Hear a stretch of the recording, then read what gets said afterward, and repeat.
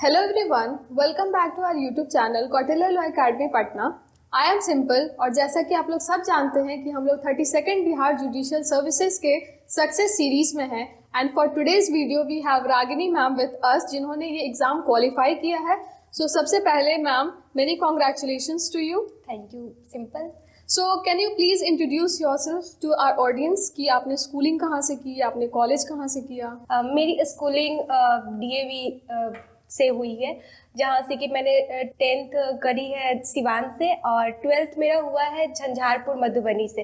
क्योंकि मेरे फादर भी इस प्रोफेशन में थे तो मुझे हमेशा ही 3 साल के बाद से उनके ट्रांसफ़र के कारण मुझे हमेशा से एक चेंज लाना पड़ता था स्कूल में। तो वो मैं उसको 3 साल के बाद से, तो इस वजह से मेरी अलग अलग जगह से स्कूलिंग्स हुई है। तो 12th के बाद से मैंने सोचा कि मुझे लॉ करना है, तो मैंने लॉ की तैयारी के लिए, एंट्रेंस के लिए मैंने 1 साल उसके लिए वक्त दिया। उसके बाद मैंने इलाहाबाद यूनिवर्सिटी में 2017 में एडमिशन लेकर के 2022 में मेरा कंप्लीट हुआ था। उसके बाद से कंप्लीट होने के बाद से कुछ महीने के बाद वैकेंसी आई थी, तो फिर मैं प्रिपरेशन में लगी थी। So ma'am, now we want to know about your inspiration, that what actually inspired you, like how you got inspired कि आपको इस fraternity में आना है, आपको एक जज बनना है, what inspired you actually? The only sole reason is my father, क्योंकि मैं बचपन से ही इसी इन्वायरमेंट में पढ़ी लिखी और मतलब बड़ी हुई हूँ। तो वो एक होता है कि इंटरेस्ट जुडिशियरी के टुवार्ड्स मेरा बचपन से ही रहा है। तो स्कूलिंग करने के बाद से बस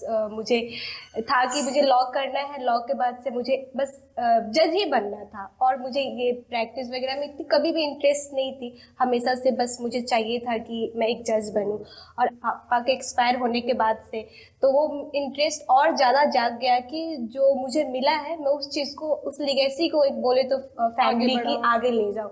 तो वो मैंने किया और आज बस मतलब आपका ये चीज़ प्री डिसाइडेड था कि आपको एक जज बनना है और उसका एक सोल इंस्पिरेशन भी आपके पापा थे? बिल्कुल। ओके, सो मैम अगर आपकी प्रिपरेशन जर्नी की बात करें, एक एकेडमिक जर्नी जो होती है एक कैंडिडेट की जो कि एक कॉम्पिटिटिव एग्जाम की तैयारी करते हैं, तो आप उसके बारे में क्या कहना चाहेंगे कि व्हाट वाज इट एक्चुअली? देखिए, अगर हम स्ट्रैटेजी की बात करें तो तीनों स्टेज की, प्री हो, मेंस हो या इंटरव्यू हो, अलग स्ट्रैटेजी होती है। तो ऐसा नहीं है कि वो आप सिर्फ खुद से डेवलप करते हो। एक आप जब भी तैयारी करने के फेज में आप आते हो तो आपका सबसे बड़ा मेंटरशिप जो होता है, तो एक उनका जो गाइडेंस मिलता है वो तो रहता ही है। एक आपको खुद से भी डेवलप करना होता है कि मेरी कमी कहाँ जा रही है, कैसे मुझे करना है, किस फील्ड में मुझे और वर्क करना है।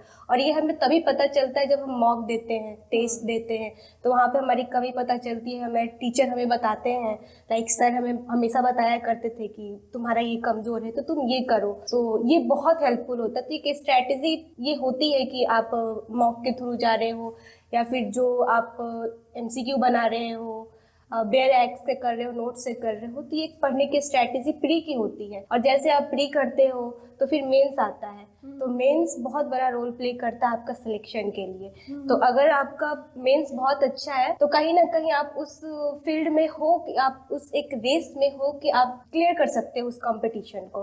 तो मैम आपका जो मेन फोकस था वो बेसिकली मॉक पे था, जो आपने प्रीलिम्स के लिए दिया, मेंस के लिए दिया और इंटरव्यू के लिए भी दिया। तो मेन आपका ये है कि सभी लोगों को मॉक देना चाहिए, चाहे वो किसी भी लेवल पे हो, और उससे जो सेल्फ असेसमेंट हो पाए वो बहुत ज़रूरी है कि कहाँ पे आपका लैक है और कहाँ इम्प्रूवमेंट की नीड है। हाँ, वो एग्जाम देने से, टेस्ट देने से ही पता चलता है। वैसे आप खुद से नहीं मतलब कर सकते हो कि नहीं हाँ मेरा ये सही है तो मैं ये कर लूंगा, ऐसा नहीं है। मॉक देना बहुत ही जरूरी है। तो आपने मतलब हमारे इंस्टीट्यूट में तीनों लेवल का जो DT है, मेंस है, सबका मतलब सबका मॉक दिया था।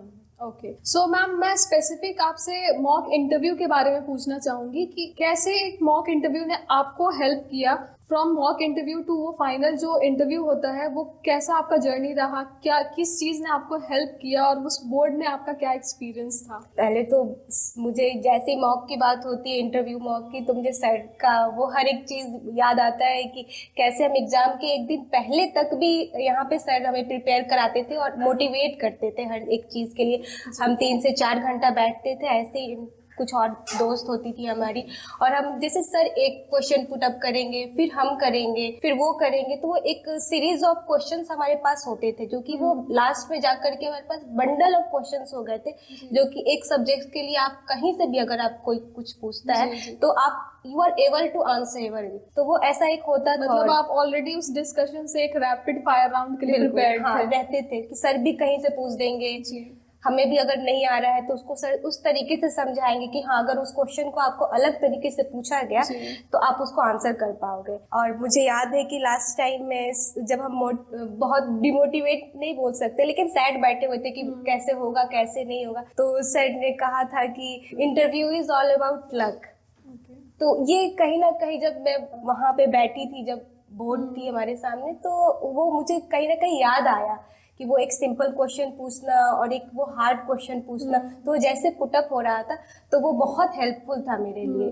जी, तो मैम जैसे कि हम ये कहते हैं ना कि इंटरव्यू में आपका नॉलेज टेस्ट नहीं होता, आपका प्रेजेंस ऑफ माइंड टेस्ट होता है, आपका पर्सनालिटी टेस्ट होता है।